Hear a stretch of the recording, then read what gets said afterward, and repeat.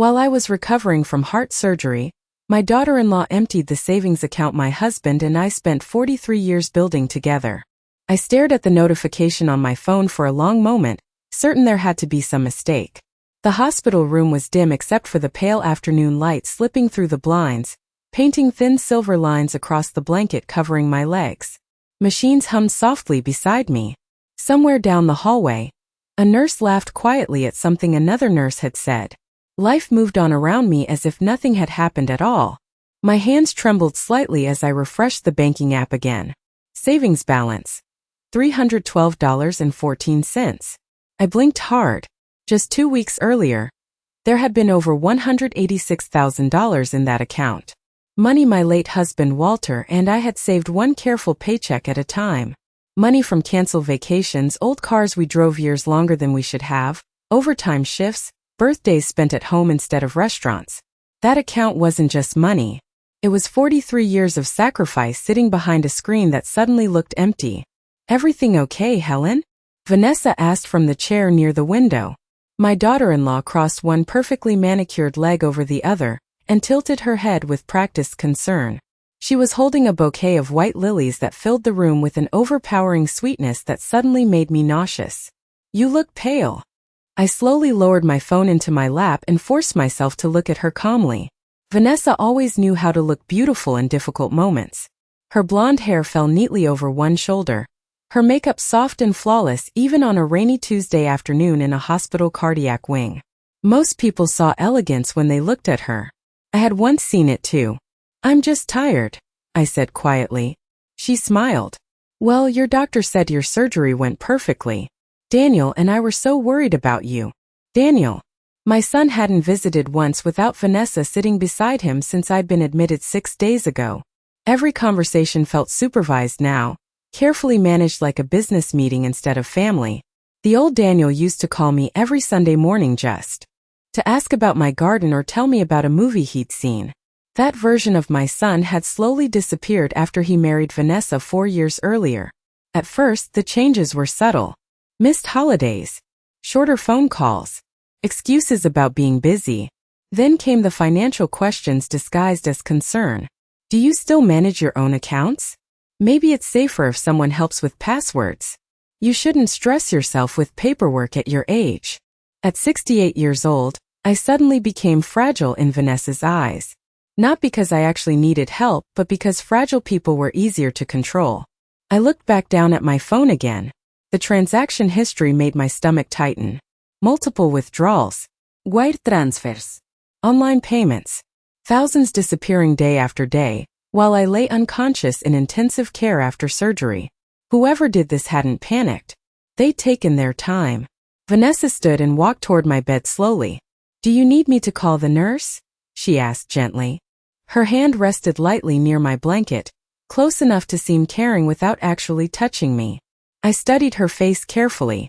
There was no fear in her expression. No surprise. No confusión. Just calm confidence. And that frightened me more than anger ever could have. "No, iyan suarat sufli. I think I just need some rest." "That's probably best," she replied quickly. "Stress isn't good for your heart." My heart. I almost laughed at the irony.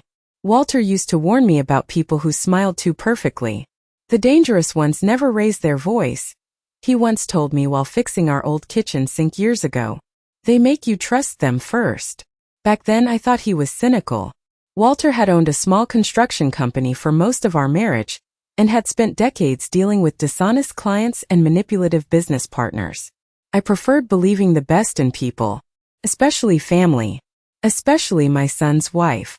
Vanessa adjusted the flowers on the windowsill and glanced casually toward my purse resting on the counter beside the television.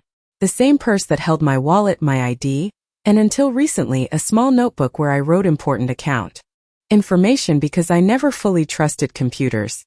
A cold heaviness settled into my chest that had nothing to do with surgery recovery. She already knew. Somehow, she already knew I had seen the account balance. But she also believed something else. She believed I was too weak, too medicated, and too old to do anything about it. I turned my head slightly toward the rain-speckled hospital window and watched gray clouds drift slowly across the October sky. Then, for the first time since waking up after surgery, I made a decision. I would say nothing. Not yet. Because people reveal far more when they think they've already won. The next morning, rain tapped softly against the hospital window while I pretended to sleep. Vanessa sat in the corner scrolling through her phone, occasionally sighing loud enough to remind me she was still there. Every few minutes, she glanced toward me the same way people check whether a child is awake before wrapping presents on Christmas Eve. Careful. Calculating. I kept my breathing slow and even. At 68 years old, I had learned something important about silence. Most people cannot tolerate it for very long. Eventually, they start filling it with the truth. Around 9 o'clock, Daniel arrived carrying a paper cup of coffee and a blueberry muffin from the cafe downstairs. He looked tired. His tie was crooked, and there were dark circles under his eyes that reminded me painfully of Walter during the final months before his heart gave out. "Morning, Mom," he said quietly. He kissed the top of my head without really looking at me. Vanessa immediately stood and smoothed invisible wrinkles from her cream-colored sweater. "Your mother barely slept," she announced softly, as though giving a nurse's report. "I told her she needs to stop worrying about things she cannot control." Daniel nodded absent-mindedly while checking messages on his phone. I watched them together carefully. Vanessa always positioned herself half a step ahead of him. She answered questions before he could, redirected conversations, finished his sentences. It was subtle enough that most people would call it confidence instead of control. But once I noticed it, I could never unsee it again. "I spoke to billing this morning," Vanessa continued. "Hospital costs are outrageous these days. Thank goodness we streamlined some of your accounts earlier this year." I kept my expression neutral. Streamlined. That was Vanessa's favorite word for taking over things that did not belong to her. She streamlined my mail by forwarding bank statements to Daniel's house. She streamlined my medications by insisting on organizing them herself whenever she visited. Last spring, she even offered to streamline my garage because older people accumulate too much clutter. What she really meant was that she wanted to know exactly what I owned. Daniel finally looked up from his phone. "Mom, maybe after you recover we should talk about simplifying things a little. Selling the house could make life easier." There it was again. The house. Walter built that home with his own hands 37 years ago on a quiet street outside Hartford. Every cabinet hinge, every crown molding, every flower bed carried pieces of him.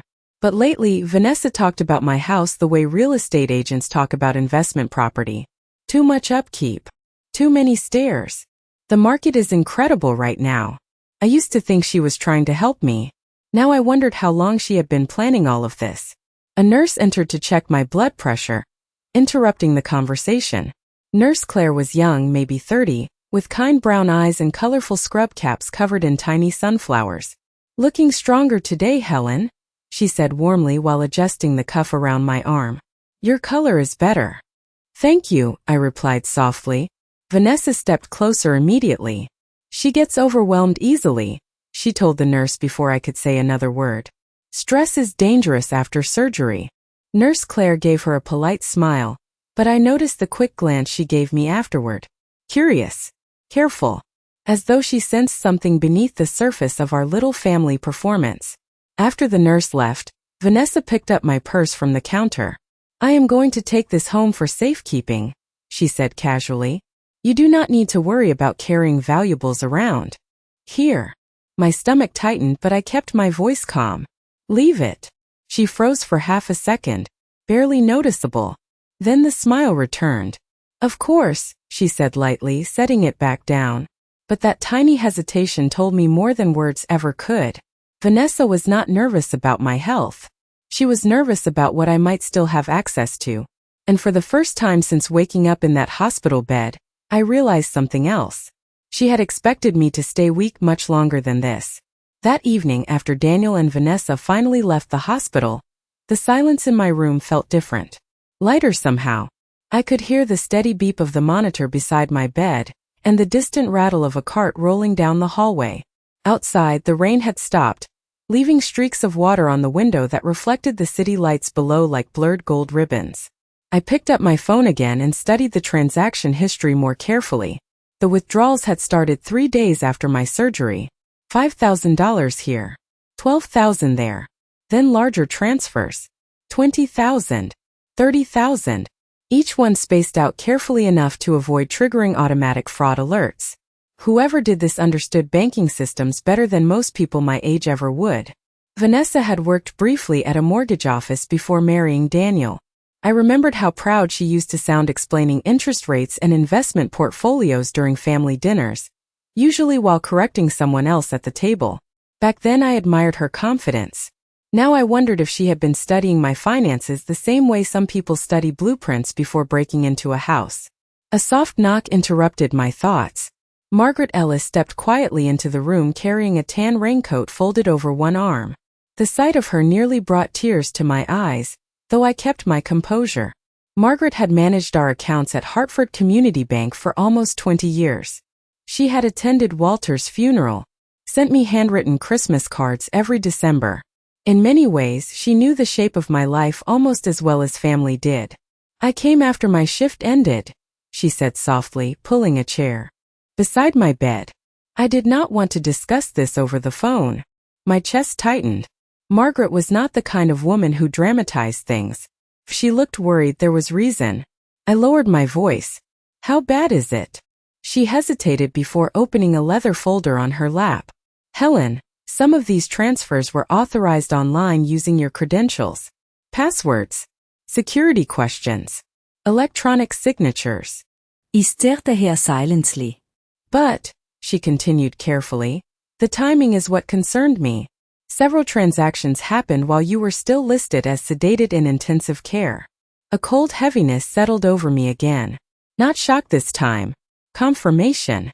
Margaret slid several printed pages toward me. I froze one outgoing transfer this afternoon because it triggered an internal review. $38,000 to a limited liability company in Florida. Florida. I whispered. Margaret nodded grimly. The company was registered 6 months ago. 6 months. My surgery had only happened a week earlier, which meant this had not been a desperate decision made in panic. It had been planned, carefully, quietly, for months. I looked down at the paperwork in my trembling hands. The company name meant nothing to me, but the mailing address did. It matched a luxury condominium development Vanessa once mentioned during Thanksgiving dinner. She had spent nearly 20 minutes talking about beachfront property values, while Daniel quietly carved turkey beside her. Do the police know? I asked. Margaret glanced toward the hospital door before speaking again. Not yet. I wanted to speak with you first because once a formal investigation begins, things become very public. Public. The word hung heavily between us. Walter used to protect our privacy fiercely. He believed family problems should stay inside the family. But Walter also believed loyalty mattered more than appearances. And loyalty was becoming very difficult to recognize lately. There is something else, Margaret said carefully. She reached deeper into the folder and removed a grainy black and white photograph printed from an ATM security camera.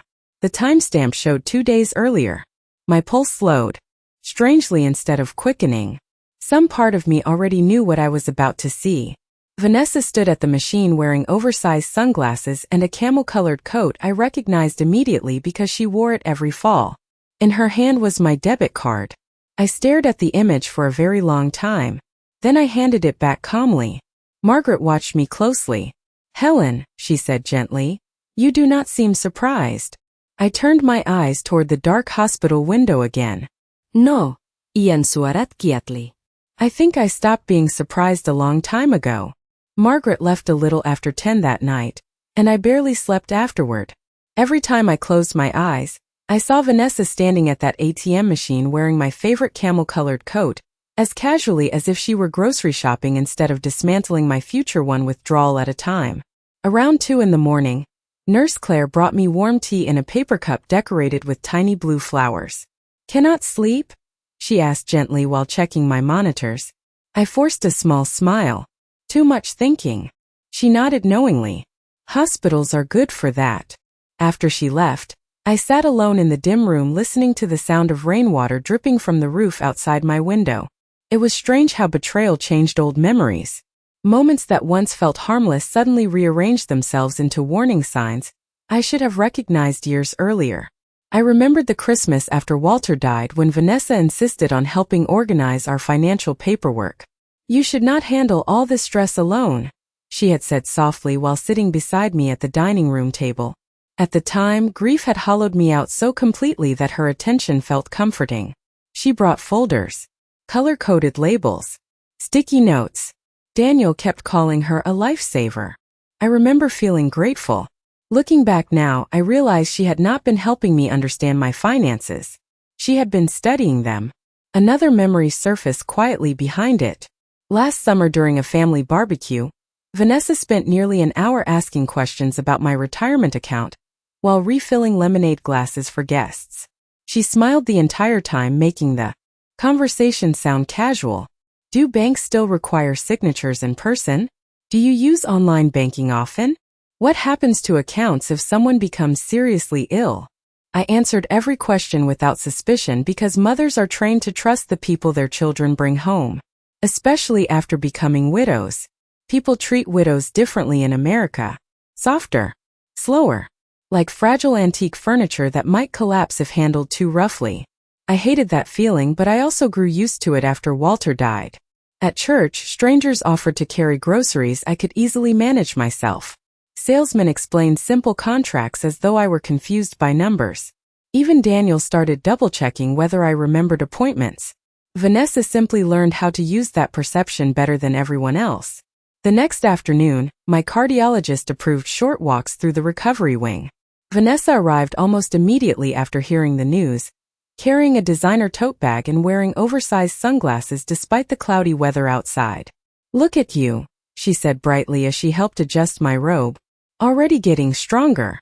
Her perfume filled the room with sharp floral notes that made my headache return instantly. I let her fuss over my blanket while quietly studying her face. There was a new gold bracelet around her wrist I had never seen before. Delicate. Expensive. "That is beautiful," I said softly. She touched the bracelet instinctively and smiled. "Oh, this old thing?" Daniel surprised me. Daniel. My son had forgotten my birthday last year but somehow managed surprise jewelry now. I wondered if he even knew where the money came from. We walked slowly down the hallway together while nurses passed pushing medication carts and elderly patients shuffled carefully beside physical therapists. Vanessa kept one hand lightly on my elbow, performing concern for anyone watching. "Once you are discharged, maybe you should stay with us for a while," she suggested sweetly. "That big house is too much for you alone right now." There it was again. The house. Always circling back to the house. "I will be fine at home," I replied calmly. Her smile tightened. For half a second before recovering. "Of course. I just worry about you." We stopped beside a large window overlooking the hospital parking garage below. Rain clouds hung low across the Hartford skyline, turning everything gray and silver. Vanessa glanced down at her phone quickly, then slipped it back into her purse. But not quickly enough. I caught a glimpse of a banking notification flashing across her screen before it disappeared. Transfer complete. My pulse slowed instead of rising. Something inside me had become very still. Very clear. Vanessa was not afraid of getting caught. She believed she had already won. And people who believe they have already won usually stop hiding their mistakes. 3 days later, I was discharged from the hospital under a cold gray October sky.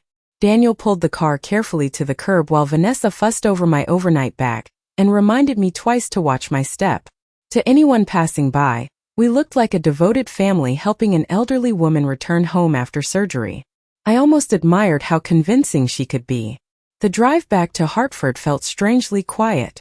Rain streaked across the windshield while soft jazz played low through the speakers.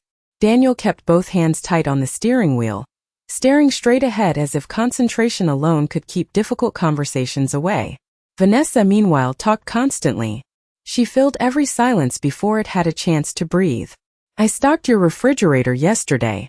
I replaced the light bulb in the hallway. Daniel thinks maybe we should hire someone to help clean every week." I listened calmly from the back seat, watching familiar streets slide past the windows. The bakery Walter used to love on Maple Avenue. The little hardware store where he spent Saturday mornings drinking burnt coffee with other retired men. Life outside continued exactly as it always had. which somehow made the betrayal inside my own family feel even colder. When we pulled into my driveway, I noticed something immediately. A black luxury SUV sat parked beside Vanessa's usual silver sedan. Brand new. Temporary tags still attached.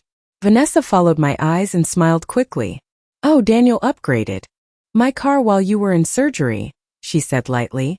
"The dealership had incredible financing." Daniel said nothing. He just opened my door and helped me slowly onto the porch. My knees still felt weak from surgery, but not weak enough to miss the way Vanessa's fingers tightened around her designer handbag when I glanced back toward the SUV. Inside the house, everything looked perfectly arranged. Too perfectly. Fresh flowers sat on the kitchen island. Blankets folded neatly over the couch. Counters spotless. Vanessa had turned my home into something that looked staged for a real estate showing instead of lived in. I moved slowly through the living room, trailing my fingertips across familiar furniture. Walter's old leather chair remained beside the fireplace exactly where he left it before his final hospital stay 3 years earlier. Seeing it nearly cracked something open inside me. Walter trusted Daniel completely. Sometimes I wondered if that trust had blinded both of us. "You should sit," Vanessa insisted brightly. "Your body has been through a lot."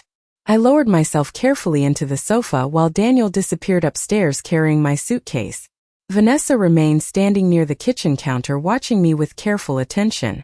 Not warmth. Not concern. Attention. Like someone waiting to see whether an alarm system had truly been disabled. "I know finances can feel overwhelming after medical issues," she said softly while pouring tea into one of my mugs. "Daniel and I talked, and we think maybe it would be smart if we started helping manage some things permanently." There it was again. Not a suggestion anymore. Transition.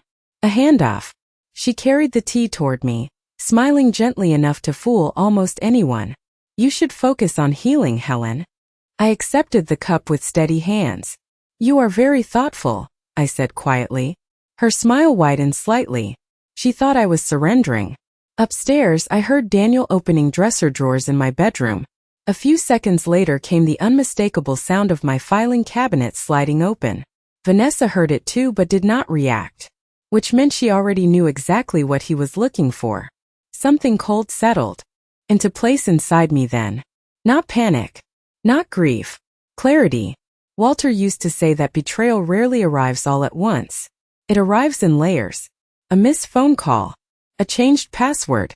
A conversation that suddenly stops when you enter the room.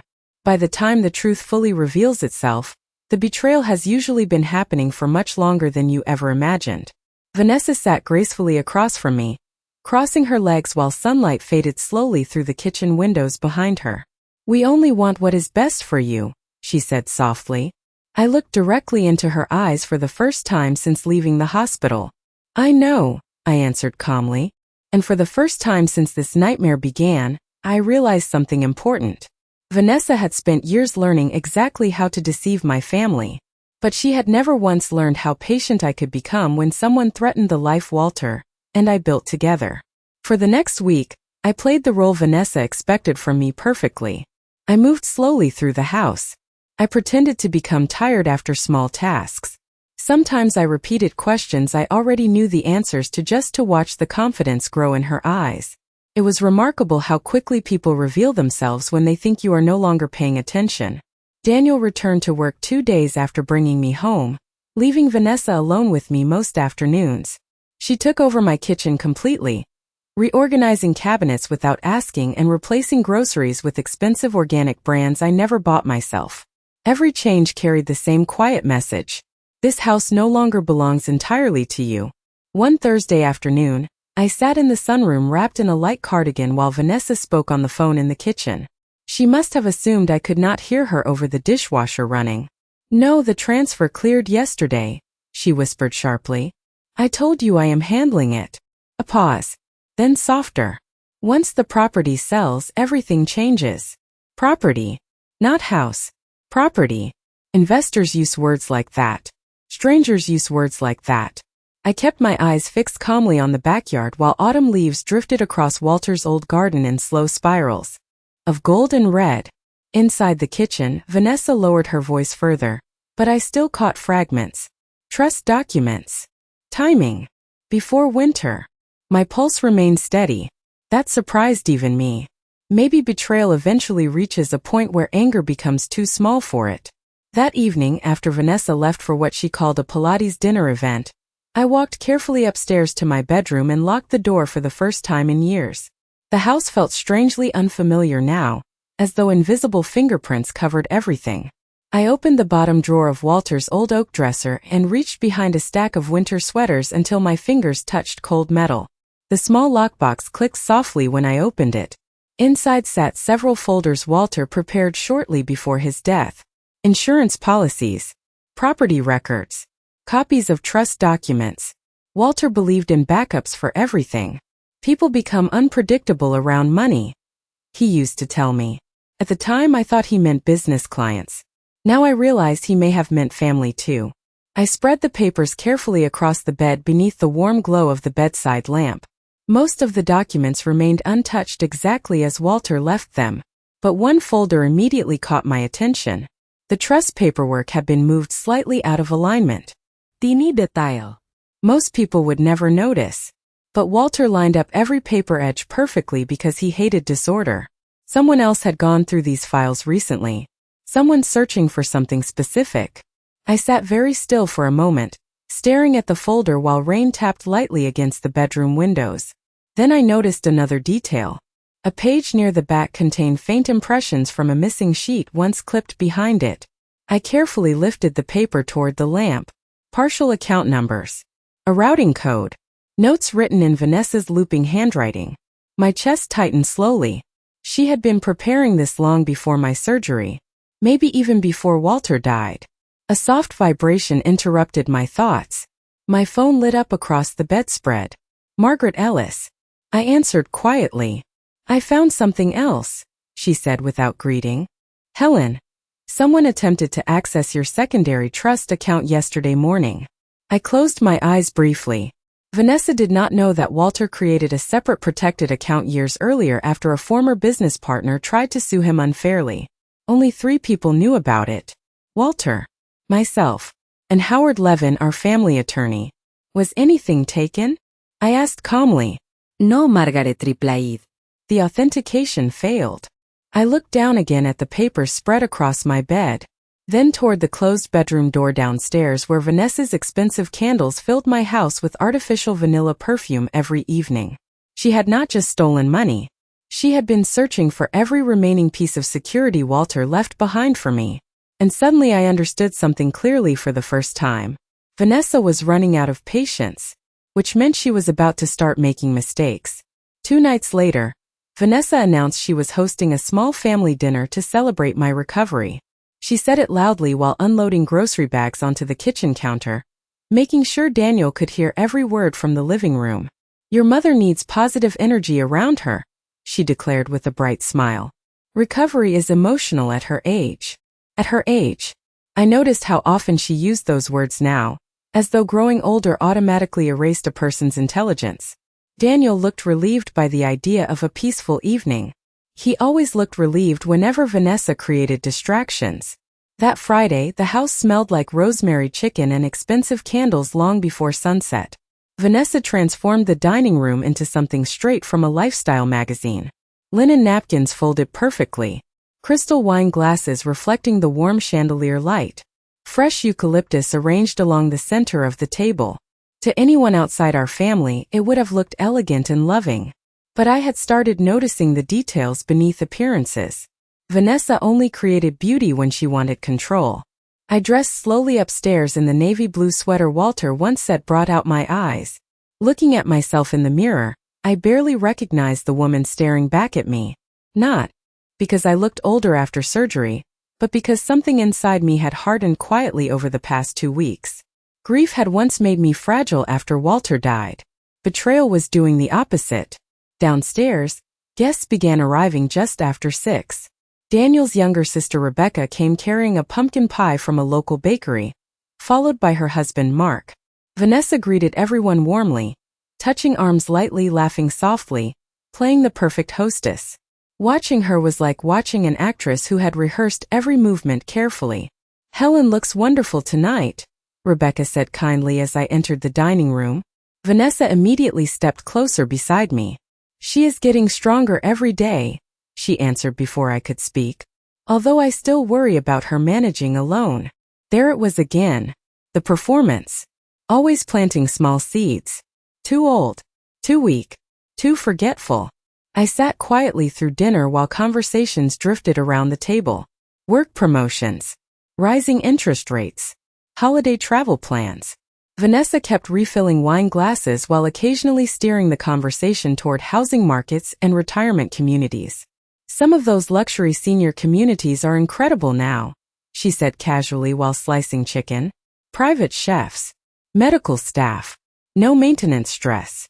Rebecca glanced awkwardly toward me before lowering her eyes to her plate. Even she could hear the manipulation beneath the sweetness now. Daniel shifted uncomfortably in his chair. Vanessa, he muttered softly, but he did not actually stop her. He never did. I listened quietly while butter candles flickered softly across the polished wood table Walter refinished himself 20 years earlier. Every inch of this house held his fingerprints. And sitting there watching Vanessa discuss my future, as though I were already disappearing, made something painfully clear. She was no longer hiding her intentions because she believed everyone at the table already belonged to her side. Halfway through dessert, Vanessa finally made her move. Actually, she said brightly, reaching into her leather folder beside the buffet cabinet, Daniel and I wanted to help simplify some things for Helen while she recovers. She placed several papers gently beside my coffee cup. Nothing complicated. Just temporary authorization forms in case medical issues come up again. The room grew quieter immediately. I looked down calmly at the paperwork. Financial power of attorney. Property access authorization. Expanded banking permissions. Not temporary at all. Permanent control disguised as concern. Vanessa folded her hands gracefully. We just want to protect you. Protect me. The irony nearly made me smile. Daniel stared at the tablecloth instead of looking at me directly. Rebecca looked pale. Mark suddenly became very interested in his coffee mug. Nobody spoke. Nobody moved. And in that heavy silence, I finally understood the real reason Vanessa arranged this dinner. She did not want privacy. She wanted witnesses. She wanted everyone to see me surrender willingly. I lifted the papers carefully and adjusted my reading glasses while Vanessa watched me with quiet confidence. Then I looked up slowly and met her eyes across the candlelight. You know, I said softly, Walter always warned me never to sign anything during difficult times. For the first time all evening, Vanessa's smile flickered. The room remained silent after my words settled over the table. Even the soft jazz Vanessa had playing through the kitchen speakers suddenly felt too loud. Candlelight flickered across everyone's faces while the untouched pie sat between us growing cold. Vanessa recovered first, of course. She always did. She laughed lightly and reached for her wine glass with perfectly steady fingers. Walter was cautious about everything, she said smoothly. That is all this is, Helen. Protection. Protection. I folded the papers carefully and placed them back on the table without signing a single page. Then I reached beside my chair and picked up the slim navy folder I had placed there before dinner began. The moment Vanessa saw it, something changed in her expression. Not fear exactly. Recognition. Actually, I said quietly, I asked someone to help me review my finances this week too. Daniel finally looked up from the table. Rebecca stopped moving entirely. Across the room, rain tapped softly against the dark dining room windows, while the chandelier reflected warm gold light over Walter's old oak table. I opened the folder slowly and removed several printed documents. Bank statements. Transaction histories. Security camera stills. The atmosphere in the room shifted so quickly it almost felt physical. Vanessa's smile faded by degrees instead of all at once. Helen, Daniel said carefully, what is this? I slid the first photograph across the table toward him. The grainy ATM image stopped directly beside his plate. Vanessa wearing sunglasses. Vanessa holding my debit card. Vanessa withdrawing cash while I lay sedated after heart surgery. Daniel stared at the picture for a very long time without speaking. There must be some misunderstanding, Vanessa said immediately, her voice softer now. Controlled. Your mother asked me to handle errands while she was hospitalized. I said nothing. Silence can force people to keep talking longer than they planned, and eventually truth begins slipping through the cracks. Vanessa straightened in her chair. Helen was heavily medicated. She probably forgot conversations we had. There it was. The strategy she had been building for months. Confusion. Age. Memory problems. Weakness. I slowly removed another document from the folder and placed it gently beside the first. The failed transfer request for my protected trust account. Margaret had highlighted the authentication attempt in yellow. Rebecca gasped quietly under her breath. Daniel's face lost color. What trust account? He whispered. Vanessa turned toward him too quickly. Tiny mistake. But I noticed it. Daniel, she said sharply, your mother is clearly overwhelmed right now. No, y interrupta calmly. I think I finally see things very clearly. The room became still again. I looked directly at my son, and for the first time in years he did not look away immediately.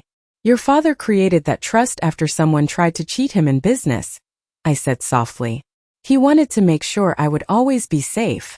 Daniel's eyes drifted slowly back toward the photographs and transaction records spread across the tablecloth. Vanessa, he said carefully. Why were you trying to access it? Vanessa blinked once, then twice. Her polished composure began cracking around the edges like thin ice under pressure. I was trying to help us, she snapped suddenly. Do you have any idea how expensive life is now? Your mother is sitting on assets she barely uses while we struggle to move forward. Assets. Not savings. Not family security. Assets. The word hung coldly in the room. Rebecca stared at her in disbelief. Mark quietly set down his fork. Daniel looked as though someone had knocked the air from his lungs. You said the money came from refinancing, he whispered. Vanessa's eyes widened slightly. Another mistake. Daniel, listen to me. You lied to me? He asked louder this time. I sat quietly at the head of the table, while the family illusion Vanessa spent years constructing finally began collapsing under its own weight. No screaming. No dramatic explosión. Just truth spreading slowly across candlelight and cold coffee cups. Walter once told me something during our first year of marriage, while teaching Daniel how to ride a bicycle in the driveway. People can hide who they are for years, he said. But eventually, pressure reveals everything. Sitting there watching Vanessa struggle to rebuild control one sentence at a time, I realized Walter had been right about far more than business. The dinner ended quietly after that. No one reached for more dessert. No one touched the coffee growing cold in their cups. Vanessa tried twice to regain control of the conversation, but the room had already shifted away from her. People see things differently once trust cracks open. Suddenly, old moments rearranged themselves into evidence. Rebecca left first, hugging me tightly before whispering, I am sorry, Helen. Mark avoided looking at Vanessa altogether as he carried their coats to the front door. Daniel remained frozen at the dining room table long after everyone else stood up, staring down at the ATM photograph as though it belonged to strangers instead of his own life. Vanessa finally pushed back her chair sharply. This is unbelievable, she snapped, grabbing her purse from the sideboard. After everything I have done for this family. I watched her calmly across the candlelit room. That is the problem, I said softly. You were never doing things for this family. You were doing things to it. Her face hardened instantly. For the first time since I met her, the performance disappeared completely. No worms. No polished charm. Just cold anger sitting beneath years of careful presentation. Daniel looked up slowly then, and something in his expression changed too. Not rage. Worse. Recognition. How much? He asked quietly. Vanessa crossed her arms defensively. It was temporary. How much? He repeated. She looked away first. Almost all of it, she muttered. The silence afterward felt enormous. Daniel closed his eyes briefly, pressing one hand against his forehead like a man trying to wake himself from a nightmare. That money was Dad's, he whispered. That was their retirement. Vanessa laughed bitterly. Retirement? Helen lives alone in a 4-bedroom house while we struggle every month. I stood slowly from the table, steadying myself against the chair for balance. Recovery from surgery still left my body weaker than usual, but inside I had never felt more certain. You were not struggling, I said calmly. You were greedy. Vanessa opened her mouth to argue, but another voice interrupted from the front hallway. And greed leaves paper trails. Attorney Howard Levin stepped quietly into the dining room holding his leather briefcase beside him. Vanessa went completely still. Daniel stared in confusion. Howard had handled Walter's legal affairs for over 20 years. He moved slowly now in his 70s, but his sharp gray eyes missed very little.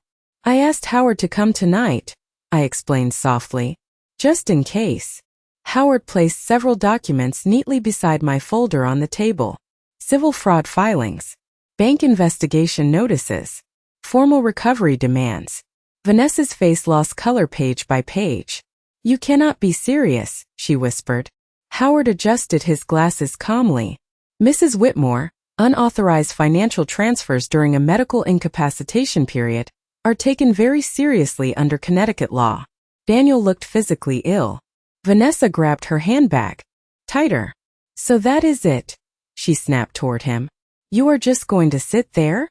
Daniel finally looked directly at her without hesitation. Did you ever love me? He asked quietly. Or was this always about money too? Vanessa said nothing. She simply turned toward the hallway and walked out of the house without another word. A few seconds later, the front door slammed hard enough to rattle the framed family photographs along the wall. Then silence returned. Real silence this time. Daniel remained sitting alone at the dining table while rain drifted softly against the dark windows outside. He looked older somehow. Smaller. I felt sorry for him in that moment, but pity could not erase choices. Mom, he said weakly. I did not know. I believed him. And somehow that hurt almost more. Walter once told me that weak people often cause as much damage as cruel ones because they stand quietly beside betrayal while pretending not to see it. I rested one hand gently against the back of my chair and looked around the dining room Walter built with his own hands decades earlier. The candles had nearly burned down completely now. Their small flames flickered low and tired against the darkness. For the first time in a long while, I said softly, I think this house finally belongs to me again.